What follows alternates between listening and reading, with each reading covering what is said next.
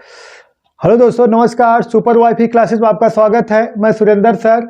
दोस्तों फिर उत्तर प्रदेश पुलिस के लिए टॉप 20 क्वेश्चन लेके आ गए हैं दोस्तों। वो भी जो प्रीवियस ईयर में पूछा गया था ना, तो प्रीवियस ईयर पूछे गए हैं दोस्तों, और जो पूछने की संभावना है, ठीक है दोस्तों, ऐसे ही क्वेश्चन लाए हैं। और जो भी एकदम लेटेस्ट जो क्वेश्चन पूछे जा रहे हैं, नहीं एक बहुत पुराना जूना पुराना नहीं, तो लेटेस्ट में जो क्वेश्चन ट्रेंडिंग है दोस्तों, वही क्वेश्चन हम पढ़ाएंगे आपको। ठीक है, टाइम ना वेस्ट किया जाए। क्वेश्चन नंबर पहला देखते हैं दोस्तों। पहला क्वेश्चन देखिए, 13 से विभाजित होने वाली सबसे छोटी 3 अंक की संख्या को 16 से विभाजित किया जाए तो शेषफल क्या ज्ञात होगा। ठीक है, 13 से विभाजित होने वाली 3 अंक की संख्या। ठीक है बालक, 13 से विभाजित होने वाली 3 अंक की सबसे छोटी संख्या को अगर 16 से भाग दे दोगे तो शेष क्या बचेगा। उत्तर प्रदेश पुलिस 2019 में पूछा गया था। तो देखिएगा, 13 से विभाजित होने वाली 3 अंक की सबसे छोटी संख्या क्या होगा, 104। सही ना, 13 8 104 होता है दोस्तों। तो 13 से विभाजित होने वाली सबसे छोटी संख्या है दोस्तों 104। 104 में अगर आप 13 से भाग दोगे तो पूरा कट जाएगा, 13 8 104।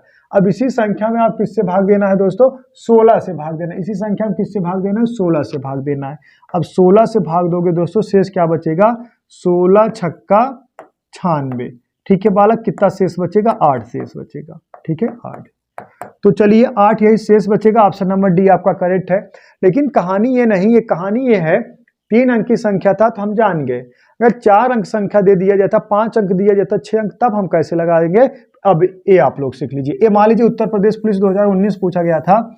अब जब 2023 में पूछेगा तो 4 अंक 5 अंक कर सकता है ना। सहमत हो कि नहीं इस बात से। तो बात समझिएगा, अगर हम कह दें 3 अंकों की सबसे बड़ी संख्या, 3 बार आप लोग क्या कर देना है, 9 लिख देना है। अगर कह दें 4 अंकों की सबसे बड़ी संख्या, तो आप कहोगे 4 बार 9 लिख देना है। अगर कह दें 3 अंकों की सबसे छोटी संख्या, तो 1 लिख के 2 बार 0 कर देना। मतलब जितने अंक संख्या पूछा जाएगा उससे एक कम 0 लिखना है। जैसे कह दें 5 अंकों की छोटी संख्या, 1 लिख के 4 बार 0 लिख देना। कितना, 4 बार 0 लिख देना है ना। इस बात से सहमत हो बालक आप लोग। चलिए, तो अब बात समझिएगा, देखिएगा। ठीक है, अब बात ये समझिएगा। अब इसमें अगर हम 3 अंकों की छोटी संख्या की बात करते हैं, कितना हो जाए, 1 लिख के 2 0। सही है, 1 लिख के 2 0, 3 अंकों की सबसे छोटी संख्या। अब इसमें हम किससे भाग देंगे बालक, 13 से भाग देंगे। किससे भाग देंगे, 13 से। पहले से 3 अंकों की सबसे छोटी संख्या 13 से कौन कटेगी, हम उसको चेक कर लेंगे। ठीक है, 13 छंग 78, 13 सत्ते 91। कितना बालक, 13 सत्ते 91। अब बचा रिमाइंडर कितना, 9। ठीक है बालक, बचा कितना आपका, 9 रिमाइंडर बचा। अब देखिएगा, 13 3 अंकों की सबसे छोटी संख्या जो 13 से विभाजित हो, तो कुछ नहीं करना दोस्तों, 100 प्लस। ठीक है, अब देखिएगा 13 सत्ते 91, 91 बार चला गया तो 13 सत्ते 91 ना, तो कितना शेष बचा, 9। अगर दोस्तों इसमें शेष 9 बच रहा है, अगर यहाँ 4 और जोड़ दे, 9 4 13 हो जाता, तो एक बार कट नहीं जाता। बात समझिए, एक बार और चला जाता, 8 बार चला जाता, 13 8 104। यही बात समझना है। अगर यहाँ 9 शेष बच रहा है, 9 4 13, 4 और शेष, 4 और इसमें जुड़ जाता 100 में, तो यहाँ 9 शेष नहीं बचता। अगर 104 होता, बात समझिएगा थोड़ा। जैसे 13 का भाग दिए इसमें, 13 सत्ते 91, 9 शेष बचा। ये जो 9 शेष बचा है, अगर 9 यही शेष ना बचता, ये पूरा कैंसिल हो जाता 13 से। ठीक है, 9 शेष बच रहा है, कितना और घट रहा है कटने के लिए, 4। 9 4 13, 4 और बच रहा है ना। तो इसमें होता क्या है, जब छोटी संख्या पूछेगा तो भाजक और शेष का, देखिए भाजक और शेष का अंतर इसमें जोड़ा जाता है, 13 - 4, सॉरी यहाँ 13 - 9, तो घटा दोगे दोस्तों 4 आए, जोड़ दोगे कितना आ जाएगा, 104। अब अगर ये पूछा जाए 3 अंकों की वह छोटी से छोटी संख्या जो 13 से विभाजित है, तो 104 आपका आंसर हो। लेकिन क्वेश्चन पूछा गया है 16 से भाग देने पर शेष क्या बचेगा। अब 104 में बालक आप किससे भाग दोगे, 16 से भाग दोगे। 16 छक्का 96, रिमाइंडर बचा कितना दोस्तों, 8। 8 यही शेष बचा। ठीक है, तो 8 यही शेष बचा। ऑप्शन नंबर कौन सा, डी करेक्ट है। अब बात समझिएगा, जब 3 अंकों की संख्या पूछा था तो हम 104 डायरेक्ट जान गए, लेकिन 5 अंक 6 अंक जब पूछेगा तो ऐसे हमें लगाना पड़ेगा। समझ में आया। ठीक है, चलिए टाइम ना वेस्ट किया जाए। क्वेश्चन नंबर दूसरा देखिए। और ऐसे ही सब क्वेश्चन पूछ रहे हैं दोस्तों, ऐसे टेक्निकल टाइप क्वेश्चन बन रहे हैं। ठीक है, technical type Uttar Pradesh police, Delhi police में जो भी क्वेश्चन बनेंगे ऐसे टेक्निकल टाइप बनेंगे। ठीक है, तो देखिए 6561 के वर्गमूल ज्ञात करके इस संख्या को अपने वर्गमूल से विभाजित किया जाता है तो परिणाम ज्ञात करें। ठीक है, क्वेश्चन ये कहा गया है 6561 के वर्गमूल। अब बालक 6561 के वर्गमूल, अब इसका वर्गमूल निकाल लोगे दोस्तों, कितना आ गया 81, ठीक है, इसका 81 के वर्गमूल ज्ञात करके इस संख्या को अपने वर्गमूल, मतलब अपने वर्गमूल मतलब 81 को अपने वर्गमूल, मतलब 81 को अपने वर्गमूल से विभाजित किया जाता है। तो अपने वर्गमूल से विभाजित किया जाता है तो शेष मतलब विभाजित किया जाए तो परिणाम क्या होगा, बात समझिएगा। 6561 के वर्गमूल ज्ञात करके इस संख्या को अपने वर्गमूल से विभाजित किया जाता है तो परिणाम क्या बचेगा। अब बात समझिए, जो ये संख्या हो गया, अब इसी के वर्गमूल से, मतलब इसी के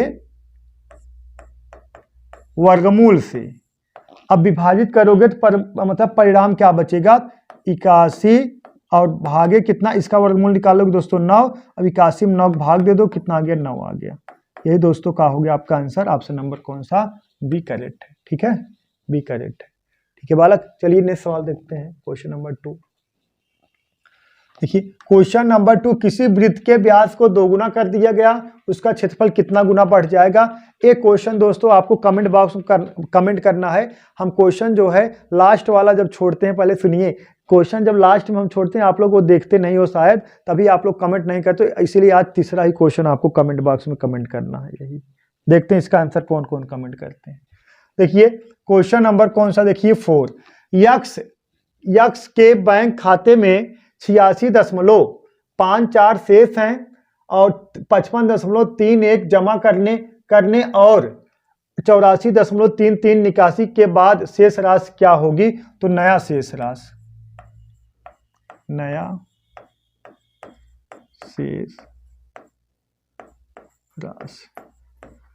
अब नया शेष राशि जो होगा तो आपके बैंक खाते में 86.54 तो था, 86.54 शेष राशि था, आप जमा कितना कर दिए 55.31 प्लस कितना 55.31 जमा कर दिए, लेकिन निकाले कितना 84.33, तो माइनस कितना 84.33। अब दोस्तों इसको सॉल्व कर दोगे, आपका आंसर आ जाएगा दोस्तों 57.52, कितना 57.52 रुपए, ठीक है, कितना 57.52 रुपए। ऑप्शन नंबर कौन सा बालक, ऑप्शन नंबर 1 करेक्ट है, ठीक है, 57.52, ठीक है। डाउट नहीं होना चाहिए किसी को, ठीक है, जो चीज डाउट हो दोस्तों कमेंट बॉक्स में तुरंत कमेंट करिएगा, बताया जाएगा आपको। चलिए नेक्स्ट सवाल देखते हैं। ये सब उत्तर प्रदेश पुलिस में ऐसे ऐसे क्वेश्चन बने थे। देखिए क्वेश्चन नंबर 5 देखिए बालक, देखिए एक संख्या को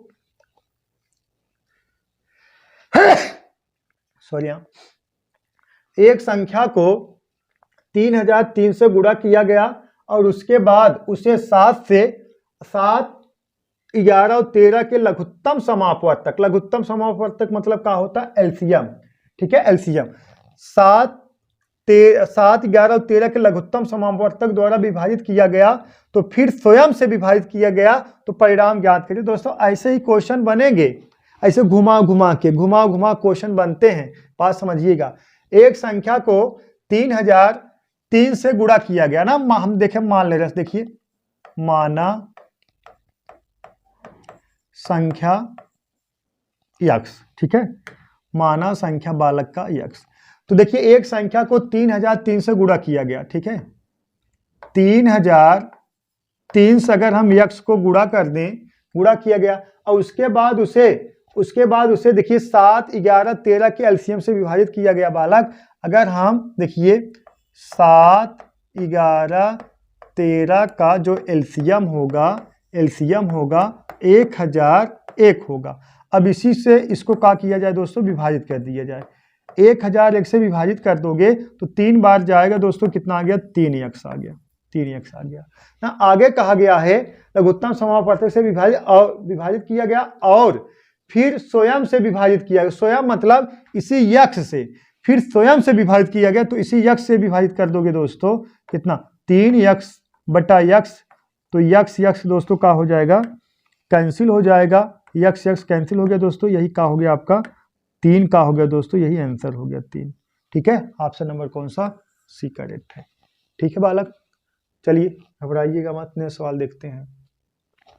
देखिए क्वेश्चन नंबर 6 देखिए, क्वेश्चन नंबर 6 दोस्तों बहुत प्यारा क्वेश्चन है, रेशियो का है। देखिए यह देखिए यदि 10x + 5 अनुपाते कितना 24x मतलब 42x + 8 अब उसके बाद कितना है 5 संबंधी 8 का घना अनुपात है, तो x³ का मान क्या होगा। बात समझिएगा, इसमें कोई दम नहीं दोस्तों, इसको लिख सकते देखिए 10x प्लस कितना 5 अपान ए कितना 42x है ना, 42x और प्लस कितना है 8 बराबर देखिएगा 5 संबंधी 8 का कहा है दोस्तों घना अनुपात है। घना मतलब घन कर देना, 25 पंजे 125, 8 × 64 8 512। सहमत हो बालक किस बात से? सही है। देखा, अब इसमें कॉमन ले लीजिए दोस्तों, अगर इसमें गुणा कराओगे थोड़ा गुणा भाग ज़्यादा हो जाएगा, हम कॉमन लेके पहले कटाक छोटा कर दे।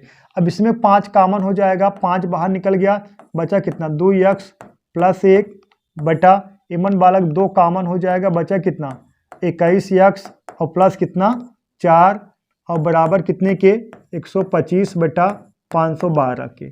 ठीक है, अब कटा दोगे 5 का नम 5, 25 पंजे 125, अब इसको कटा दोगे दोस्तों कितना आ गया 256।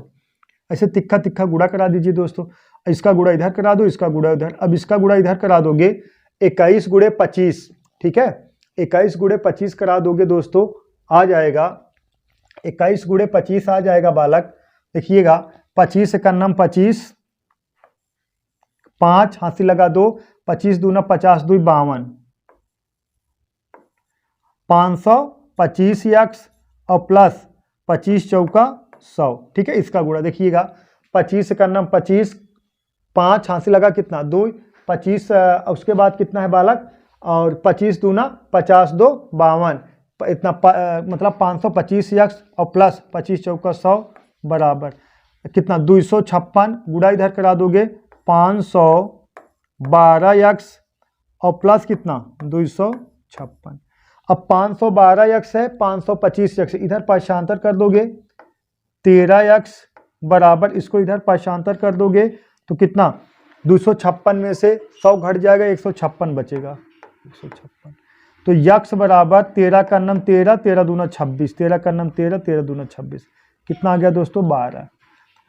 तो क्या पूछा गया है दोस्तों, यक्स बराबर 12 आ गया, तो 12 का क्यूब पूछा गया है, तो 12 का क्यूब कर दोगे, यक्स का क्यूब मतलब यक्स बराबर कितना आ गया बालक, यक्स बराबर आपका आ गया, यक्स बराबर कितना आ गया, यक्स बराबर 12 आ गया। तो आपसे पूछा गया यक्स क्यूब का होगा, यक्स क्यूब बराबर 12 का क्यूब कर दोगे 17 28, यही दोस्तों आपका आंसर होगा। क्या दोस्तों 17 28। चलिए नेक्स्ट सवाल देखते हैं। देखिए क्वेश्चन नंबर 7, देखिए जो भी क्वेश्चन बनेंगे दोस्तों ऐसे टेक्निकल टाइप बनेंगे, थोड़ा आपको कंफ्यूज करने के लिए, हाँ कंफ्यूज करने के लिए, लेकिन घबराने वाली कोई बात नहीं। देखिए 40 के वर्ग के 40% का चौथाई भाग ज्ञात करें। 40 के वर्ग के मतलब 40 इंटू कितना 40 और 40%, 40 बटा कितना 100 का 1/4 हो गया बालक। अब बात समझिएगा, 0 0 कैंसिल हो गया, ई 4 है 4 से निपटा, 4 चौक 16 दोस्तों कितना 160, यही आपका आंसर हो जाएगा। ऑप्शन नंबर सी करेक्ट है। ठीक है बालक, उम्मीद करता हूँ आप लोग समझ गए होंगे दोस्तों, घबराइएगा मत। चलिए नेक्स्ट सवाल देखते हैं। देखिए नेक्स्ट सवाल क्वेश्चन नंबर 8, देखिए यदि विक्रय मूल्य 3 गुना ना, यदि विक्रय मूल्य 3 गुना किया जाए तो लाभ 5 गुना हो जाता है, तो लाभ ज्ञात करें।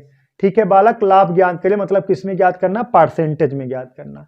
यदि विक्रय मूल्य 3 गुना कर दिया जाए, देखिए अगर बालक सीपी हम 100 मान ले रहे हैं, कितना सीपी पहले 100 मान ले रहे हैं, तो हमारा सीपी 100 मान ले रहे हैं, तो प्रॉफिट कितना मान ले रहे हैं दोस्तों, यक्स मान ले रहे हैं। ठीक है, यक्स मान ले रहे हैं, तो जो हमारा एसपी हो जाएगा 100 प्लस यक्स हो जाएगा।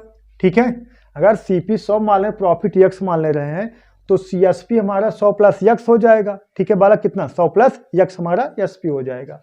अब कहा गया है यदि विक्रय मूल्य को 3 गुना कर दिया जाए। अब विक्रय मूल्य को अगर 3 गुना कर दिया जाएगा और विक्रय मूल्य को 3 गुना कर दिया जाए, तो जो हमारा लाभ कितना हो रहा है दोस्तों, लाभ हो रहा है कितना 5 गुना। अब विक्रय मूल्य को 3 गुना कर दोगे कितना हो जाएगा, 3 कोष्टक में 100 प्लस यक्स। ठीक है बालक, इसको लिख सकते हैं 3 गुना करके।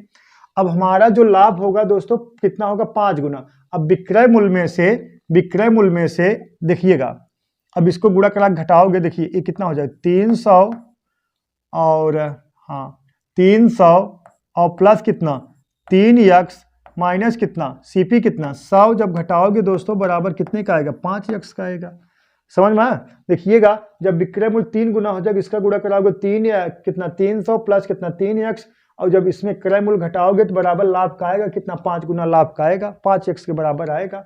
बात समझ रहे हो ना? लाभ पहले x था, अब कितना हो गया 5x हो गया है। सही है ना? लाभ पहले x था, अब कितना हो गया 5 गुना हो गया 5x हो जाएगा। जब ये नया, ये देखिए ये पहले SP था, अब 3 गुना कर दिए, तो इसी में से SP में से जब विक्रय मूल्य घटाओगे तो हमारा प्रॉफिट आएगा, मतलब विक्रय मूल्य में से क्रय मूल्य घटाओगे तो प्रॉफिट आएगा। अब देखिएगा ये तो इसको इधर लेके चले आओगे, 2x बराबर कितने के 100 में से 300 में से अगर 100 घटेगा बालक, अगर 300 में से 100 घटे कितना आ गया 200, तो x बराबर कितना आ गया 100, तो प्रॉफिट परसेंट बराबर, ठीक है,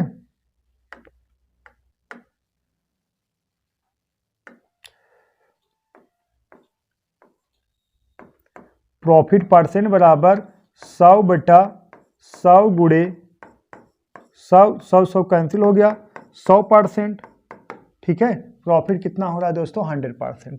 यक्स बराबर 100 जब आ गया तो यक्स बराबर 100 आ गया तो कितना आएगा 100% आएगा। इसको चाहो करो या मत करो, आपकी मर्जी, ठीक है बालक। तो कितना आएगा 100% आएगा, ठीक है। चलिए नेक्स्ट सवाल देखते हैं। देखिए क्वेश्चन नंबर 9, देखिए क्वेश्चन नंबर 9 है ना।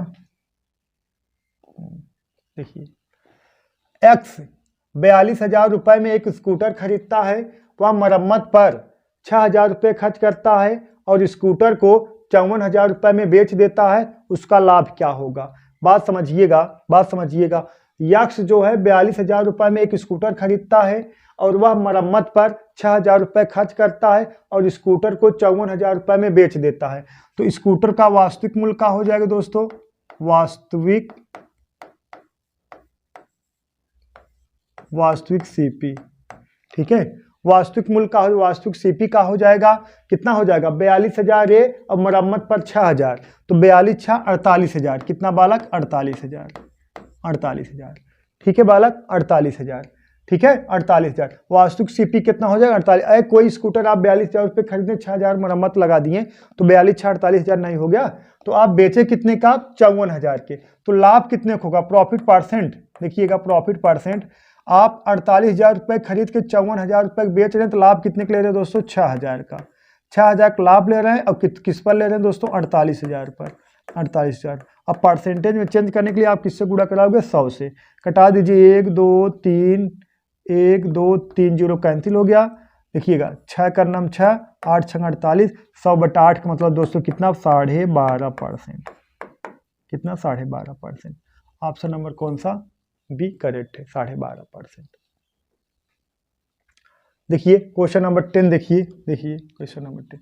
110 रुपए लागत वाली एक वस्तु 110 रुपए लागत वाली एक वस्तु 104.5 में बेची गई तो कितनी छूट की पेशकश की गई। मतलब आपसे पूछा गया डिस्काउंट परसेंट। पहले ये देख लीजिए डिस्काउंट कितने दिया गया है, जो छूट बालक जो आपको छूट प्राप्त हुआ है, ठीक है। देखिएगा जो छूट आपको प्राप्त हुआ है 110 रुपए की लागत वाली वस्तु, 110 रुपए की लागत वाली वस्तु आपको मिला 104.5 के, तो जो छूट मिला है 5.5 के। अगर आपसे ये सिर्फ पूछता तो छूट कितने का मिला तो आप कहता 5.5 रुपए का छूट मिला है, लेकिन आपसे क्या पूछ रहा है छूट परसेंटेज, तो छूट प्रतिशत बराबर होगा 5.5 बटा कितना बालक, किस पर छूट मिला 110 पर, 110 और गुणे दोस्तों कितना 100। सहमत हो बालक, ठीक है। अब देखिए यहाँ दशमलव है तो हटाओगे तो यहाँ 0 बढ़ाओगे, 2 0 2 0 करें 11 5 55, कितना एक दशमलव हट गया 11 5 55, कितना दोस्तों 5%, कितना 5%। सहमत हो बालक, कितना 5%। सही है बालक, कोई डाउट नहीं होना चाहिए। चलिए नेक्स्ट सवाल देखते हैं। क्वेश्चन नंबर 11 देखिए, चक्रवृद्धि ब्याज पर निवेश किए गए धन की राशि 2 वर्षों में 1600 और 3 वर्षों में 1680 रुपये हो जाता है। ब्याज की दर बताइए। देखिएगा 2 वर्ष में जो 2 वर्ष में बालक जो धन है कितना है 1600 है, और 3 वर्ष में जो धन है बालक, जो 3 वर्ष में धन है 1680 है। अब बात समझिएगा, साधारण ब्याज तो है नहीं, ये चक्रवृद्धि ब्याज है। अब जो 1600 रुपये है ये 2 वर्ष का, जो इसमें चक्रवृद्धि ब्याज भी होगा और मूलधन भी होगा। अब यहाँ से जब तीसरे वर्ष में जा रहे हो, जो ब्याज मिला है आपको सिर्फ कितना मिला 80 रुपये मिला। ये जो 1600 रुपये है 2 वर्ष का, इसमें मूलधन मिश्र धन, सॉरी आप मूलधन और CI मतलब चक्रवृद्धि ब्याज दोनों मिक्स है, मतलब ये मिश्र धन है 1600। अब जब यहाँ 3 वर्ष में आ गए 1680 रुपये हो गया, तो सिर्फ ब्याज मिला कितना आपको, ब्याज मिला कितना, CI आपको प्राप्त कितना हुआ 80 रुपये का। अगर आपसे पूछता चक्रवृद्धि ब्याज कितने प्राप्त हुआ तो 80 रुपये का, लेकिन आपको परसेंटेज पूछ लिया गया है, रेट पूछ लिया गया परसेंटेज, तो 80 बटा कितना 1600 और गुणे दोस्तों कितना 100, 2 जीरो से कट गया, 16 का नाम 16, 16 पचे 80, कितना दोस्तों 5%, 16 पचे 80 कितना 5%। सहमत हो बालक इस बात से? ठीक है, चलिए क्वेश्चन नंबर 12 देखिए। चक्रवृद्धि ब्याज पर निवेश 25,000 रुपये की राशि 1 वर्ष में अर्धवार्षिक 4% की दर से बढ़कर कितनी हो जाएगी? ठीक है बालक, बढ़कर कितनी हो जाएगी? लगाइए, एकदम ओरल क्वेश्चन है, देखते हैं किसका आंसर आता है। लगाइए 1 मिनट, आप लोग बताइए।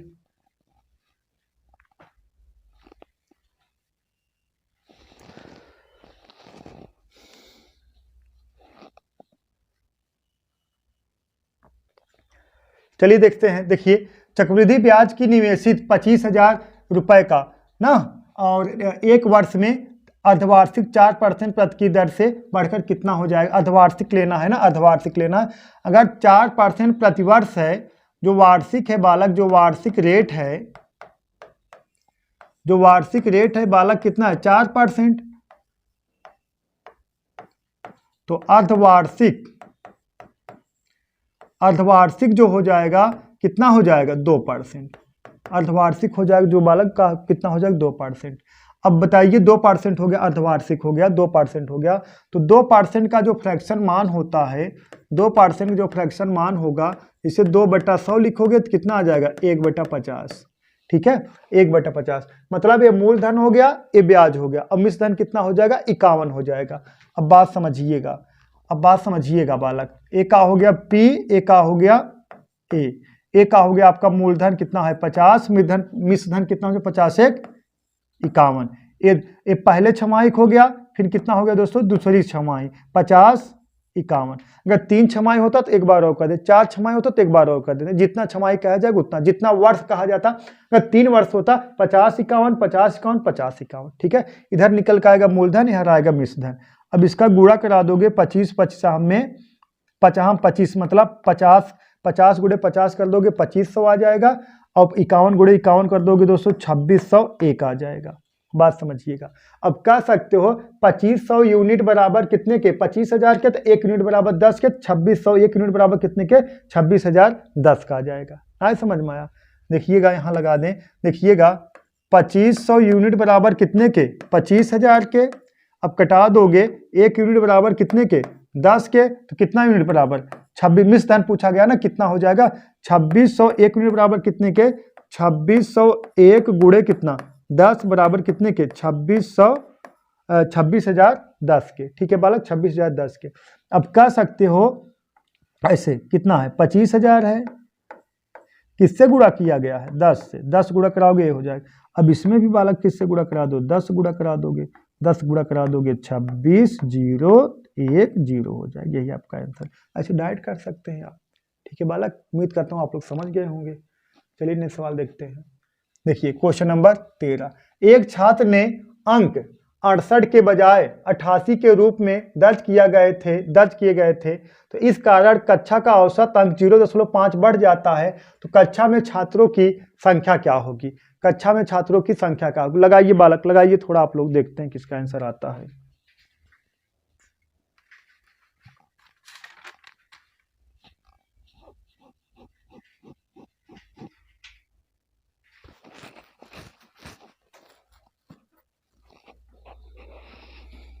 आया? देखिए मेथड वन, देखिए पहले मेथड वन देखिएगा, मेथड वन देखिएगा, मेथड वन अगर पूछा जाए बालक छात्र की संख्या हम पूछ लें, छात्र बराबर ए मान लें, औसत बराबर का मान लें बालक, औसत बराबर हम मान लें बी, ठीक है, औसत बराबर बी। मेथड वन है, दो मेथड बताएंगे, एक डायरेक्ट बताएंगे, पहले समझ लीजिए। छात्र बराबर का हो गया ए, औसत बराबर का हो गया बी। अब बात समझिएगा, एक छात्र के अंक 68 के बजाय 88 ले, मतलब 68 सही लेना चाहिए था, गलती कितना कर दिया 88 लेकर आप क्या करती हैं, गलती कर दिए हैं। तो आपका अब क्या करना है, हमें पूरा योगफल निकालना है, योगफल निकालना है। तो योगफल बराबर क्या होता है, ए इंटू बी ना, ए इंटू बी। अगर योगफल हमें निकालोगे इसका, तो छात्र के गुणा औसत गुणा कराओगे, योगफल नहीं निकलेगा बालक। बात समझ में आया।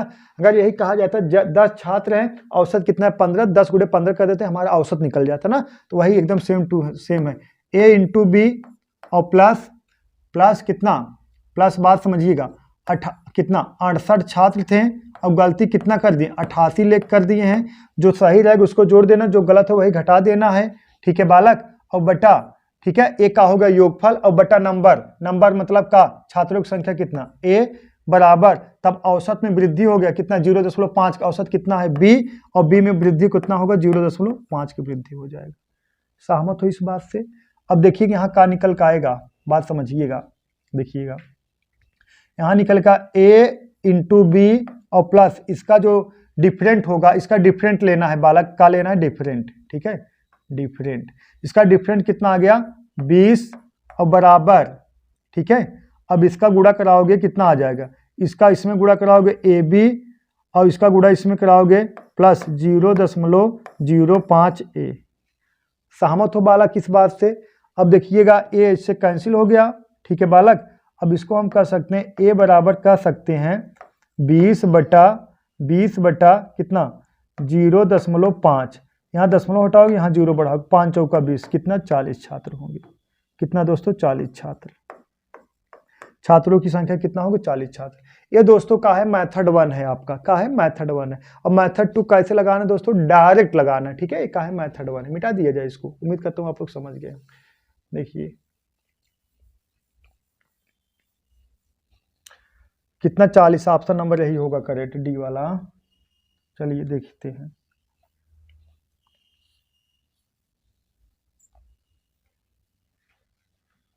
बात समझिएगा।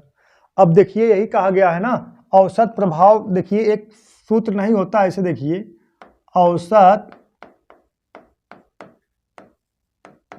प्रभाव बराबर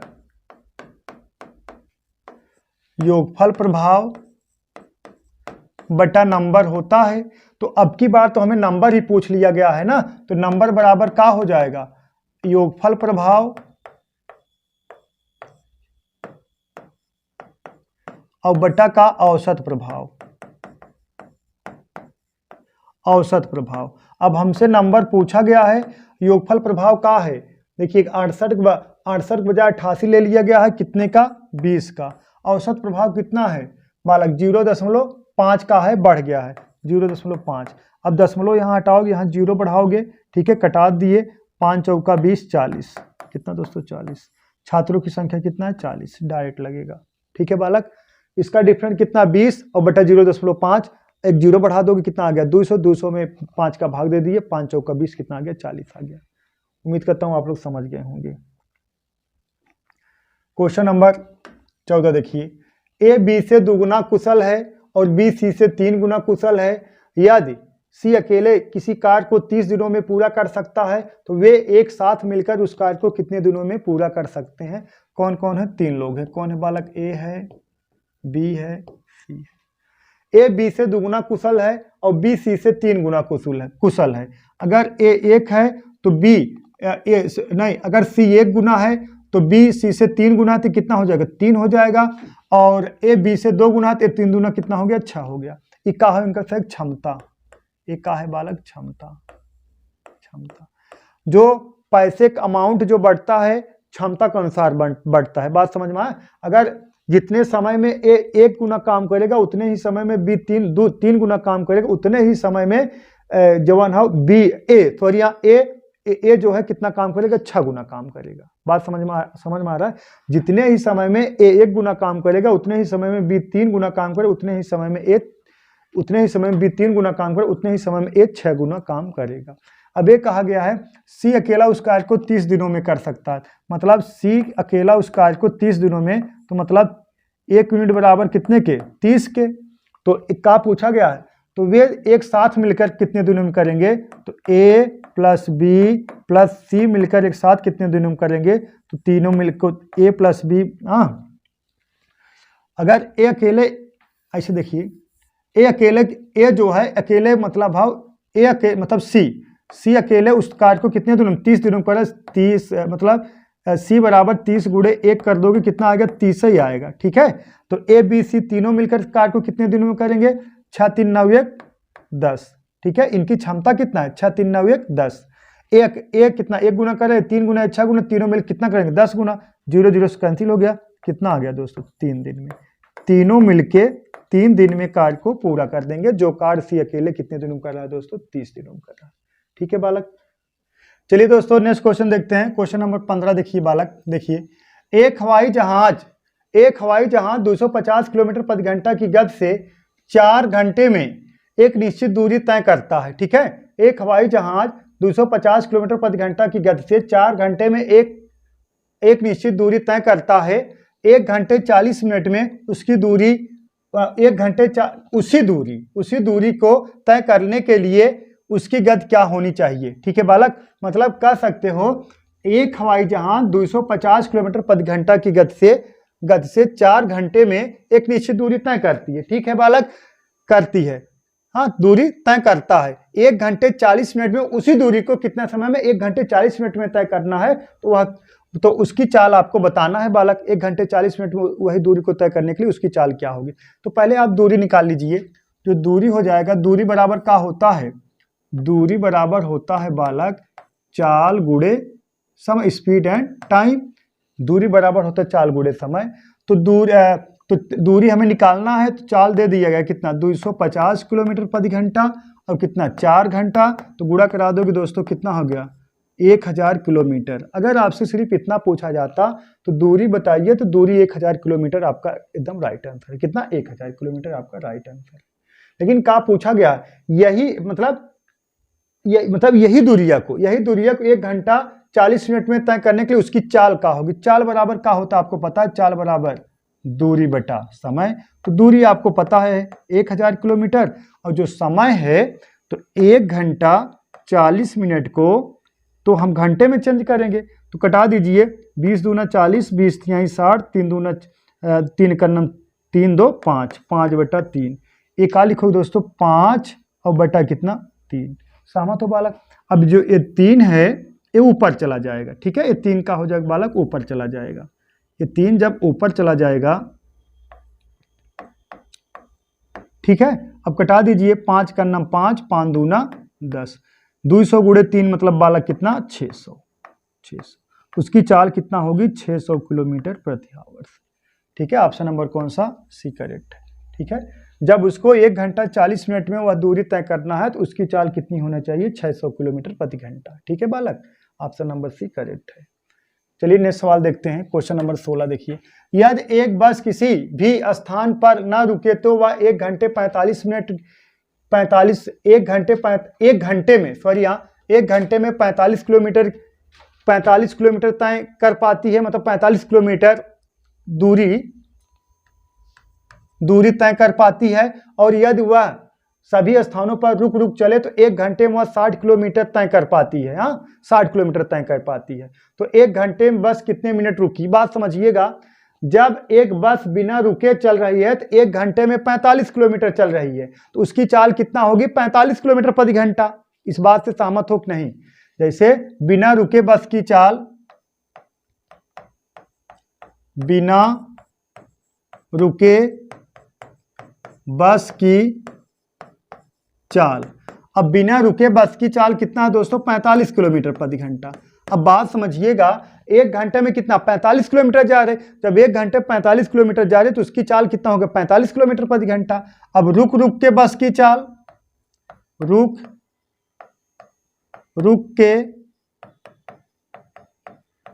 बस की चाल, रुक रुक के बस की चाल कितना बालक, 60 किलोमीटर प्रति घंटा। रुक रुक के बस की चाल का हो जाएगी 60 किलोमीटर प्रति घंटा। बिना रुके बस की चाल 45 किलोमीटर प्रति घंटा। रुक रुक के बस की चाल कितना बालक, 60 किलोमीटर प्रति घंटा। कितना, 60 किलोमीटर प्रति घंटा। अब बात समझिएगा, 60 नहीं है बालक, कितना है, 36 है, सॉरी, यहाँ रुक रुक के बस की चाल कितना हो जाएगा बालक, 36 किलोमीटर प्रति घंटा है, 60 नहीं है, कितना है, 36 किलोमीटर। कितना है, 36 किलोमीटर। अब बात समझिएगा, अगर एक बस बिना रुके जा रही तो 1 घंटे 45 किलोमीटर जा रही है, 45 किलोमीटर प्रति घंटा चाल हो गया। जब रुक रुक के जा रही तो 1 घंटा में 36 किलोमीटर जा रही तो उसकी चाल 36 किलोमीटर प्रति घंटा हो गया। तो बस जो है रुकी कितना है, कितना दोस्तों, 9। कितना रुकी है, 9 किलोमीटर प्रति घंटा, मतलब वह रुकी है। तो क्या पूछा गया है, तो 1 घंटे में बस कितना समय रुकी है, तो कितना, यही 9 रुका है, तो रुकने का समय ना, प्रति घंटा रुकने का समय कह सकते हो, या तो कह सकते हो रुक,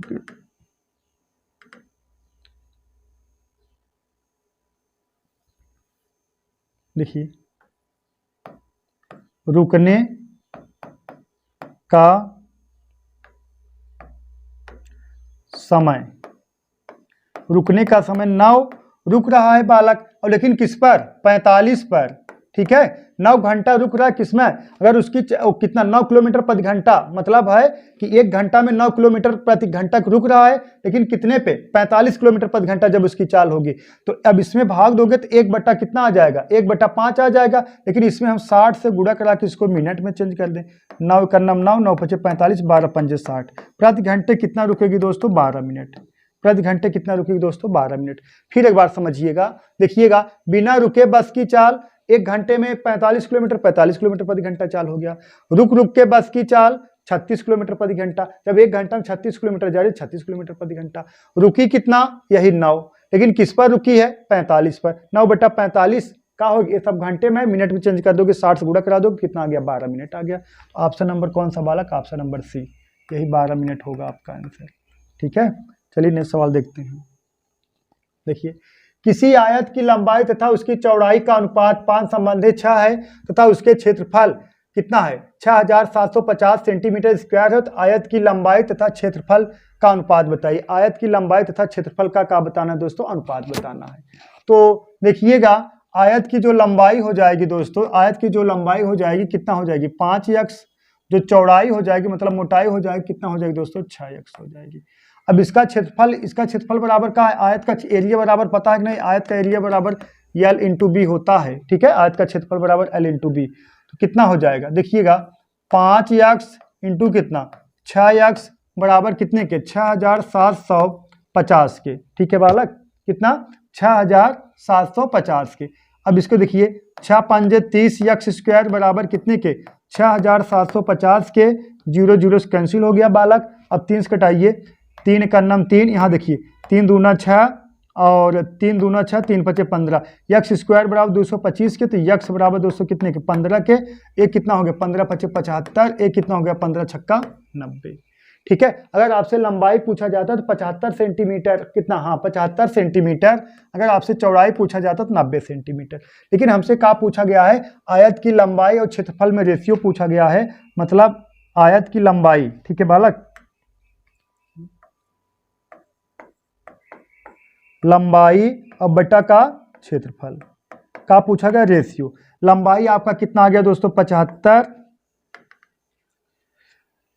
लंबाई कितना आ गया दोस्तों, 75, और क्षेत्रफल कितना है आपका, 6750, ठीक है, 6750, ठीक है बालक। अब इसको कटा दोगे, अगर इसको कटा दिया जाए बालक, कितना आ जाएगा, देखिएगा, 25 से कटा दोगे तो 25 या 75, और यहाँ 25 से कटाओगे, 25 दूना 50, बचा कितना, ऐसे कटा दीजिए, पहले 5 कटा दीजिए, छोटा नंबर, हाँ, नहीं तो 15 से कटा दें, 15 5 75, ठीक है। अब देखिएगा, 15 चौका 60, 15 चौका 60, 15 5 75, 450, ठीक है बालक। अब इसको कटा दोगे तो कितना आ जाएगा, 5 करना 5, 5 9 45, मतलब कह सकते हो 1/90, तो 1 संबंधी 90, यही दोस्तों का हो गया आपका आंसर, 1 संबंधी 90। ऑप्शन नंबर कौन सा, डी। आपसे क्या पूछ लिया गया, रेशियो। इसमें देखिए लंबाई चौड़ाई भी पूछ सकता था, लेकिन क्या पूछ लिया, रेशियो पूछ लिया गया, तो एक संबंधी 90 दोस्तों, यही क्या हो गया आपका आंसर हो जाएगा। देखिए क्वेश्चन नंबर 18 देखिए, लास्ट सवाल है दोस्तों, लास्ट है यहाँ। देखिए क्वेश्चन नंबर 18 अंतिम सवाल है। देखिए 11 से विभाजित होने वाली सबसे छोटी 4 अंकों वाली संख्या, अंकों वाली ना, 11 से विभाजित होने वाली सबसे छोटी 4 अंकों वाली संख्या के अंकों का योग और 13 से विभाजित होने वाली सबसे छोटी 4 अंकों वाली संख्या के अंकों का योग का गुणनफल क्या होगा। अब देखिए जब छोटा, अब बताया ना, पहला क्वेश्चन इसी टाइप था। अगर पूछा जाए 4 अंकों की सबसे बड़ी संख्या, 4 बार 9 लिख दीजिए। अगर पूछा जाए 4 अंकों की सबसे छोटी संख्या, 1 लिख के 3 बार 0 लिख दीजिए। अगर पूछा जाए 5 अंकों की सबसे छोटी संख्या, 1 लिख के 4 बार 0 लिख दीजिए। अगर पूछा जाए 5 अंकों की सबसे बड़ी संख्या, 5 बार का दोस्तों 9 लिख दीजिए। ठीक है बालक, उम्मीद करता हूँ आप लोग ये समझ गए होंगे। अब देखिए आ जाइए क्वेश्चन पे। देखिए आप बात की तो यही बात हुई थी ना, वहां 3 अंक पूछा था, यहाँ 4 अंकों को पूछा गया। अब 4 अंकों की सबसे छोटी संख्या माना जाए तो 1000 होगा। अब 1000 में आप किससे भाग देना, 11 से। ठीक है, 11 से। अब बात समझिएगा, 11 9 99 बचा कितना, 1। ठीक है, 11 9 99 बचा कितना, 1। अब यहाँ 0 बढ़ा दो, यहाँ का आ जाएगा दोस्तों 90। मतलब आपका शेष बचा कितना, कितना बचा बोलो, 10। कितना बचा बालक, 10 शेष बचा है। ठीक है, 10 शेष। अब कितना बार भाग गया उससे मतलब नहीं हमसे, 10 यही शेष बचा। अगर एक और इसमें जुड़ जाता, हो जाता 11, एक टोटल एक बार और 91 बार चला जाता है, डिवाइड हो जाता। बात समझ रहे हो ना। तो 4 अंकों की छोटी से छोटी संख्या जो किससे डिवाइड हो, किससे डिवाइड हो बालक, तो 4 अंकों की छोटी से छोटी संख्या जो किससे डिवाइड हो, 11 से डिवाइड हो, तो वह संख्या क्या हो जाएगी, 1000 प्लस भाजक और शेष का अंतर इसमें जोड़ना है, 11 माइनस कितना, 10। अब इसका अंतर 1 आ जाएगा, इसमें जोड़ दोगे कितना, 1001। ठीक है बालक। अगर ये पूछा जाता 4 अंकों की सबसे छोटी संख्या वह कौन सी होगी जो 11 से डिवाइड हो जाए, तो 1001 होगी, अगर ये पूछा जाता। लेकिन ये पूछा नहीं, क्वेश्चन और जोड़ दिया गया। यहां तक बात समझ में आया कि नहीं आया, तो बात समझिएगा। ये 10 शेष बचा है और 11 से भाग देना। अगर एक और यहाँ होता, एक बार और 91 बार चला जाता, लेकिन ये पूरा पूरा डिवाइड हो जाता। ठीक है, तो इसका अंतर हुआ और जोड़ दोगे 1001 हो जाएगा, 1000 से क्या होगा, डिवाइड होगा। तो इसके अंकों का योग, अंकों का योग हो जाएगा बालक। देखिएगा 1 प्लस 0 प्लस 0 प्लस 1 कितना हो गया बालक, 2। अब सेकंड स्टेप देखिए, 13 से विभाजित करना है 4 अंकों की संख्या। अब 13 से भाग दीजिए,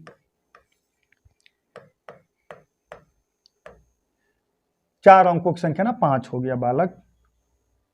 ठीक है, अब देखिए 13 7 91 बचा कितना, 9। ठीक है, 13 6 78 बचा कितना बालक, 12। अब देखिए 13 6 78 शेष कितना बचा, 12। अगर 12 शेष ना बचता तो पूरा पूरा डिवाइड हो जाता।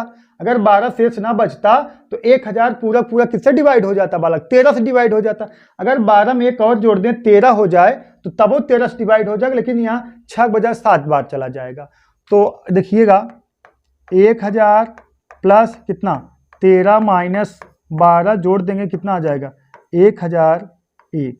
अगर ये पूछा जाता 4 अंकों की वह छोटी से छोटी संख्या बताइए जो 13 से डिवाइड हो, तो कितना, 1001। ठीक है, अब इनके अंकों का योग। ठीक है बालक, अंकों का योग 1 प्लस 0 प्लस 0 प्लस 1 बराबर 2। अब इनका गुणनफल, गुणनफल कितना, 2 गुणे 2 बराबर कितने बालक, 4। ऑप्शन नंबर कौन सा, सी करेक्ट है। अब बात समझिएगा, कहानी ये है, इतना सब लगाना नहीं। अगर आपको जानकारी होगा ऊपर वाले कृपा से, जो 1000 एक संख्या होता है वो 7 11 13 से पूर्णतः विभाजित होता है। अगर हमसे नंबर सिस्टम पढ़ोगे तो इसको हम लिखवाएंगे। ये सब ऐसे, ये सब बड़े बड़े जो संख्या रहता, तो कुछ ऐसे दिमाग में याद नहीं करना रहता। जीएस थोड़ी है, इसको कहा है बार बार प्रैक्टिस करोगे दिमाग में फिट हो जाएगा। 1000 एक ऐसी संख्या है जो 7 11 13 से डिवाइड होगा, तो 4 अंकों की। बात समझिएगा, इसको नोट कर लीजिए तब इसको समझा जाए। नोट हो गया ना बालक, अब बात समझिए, देखिए इसको मिटा।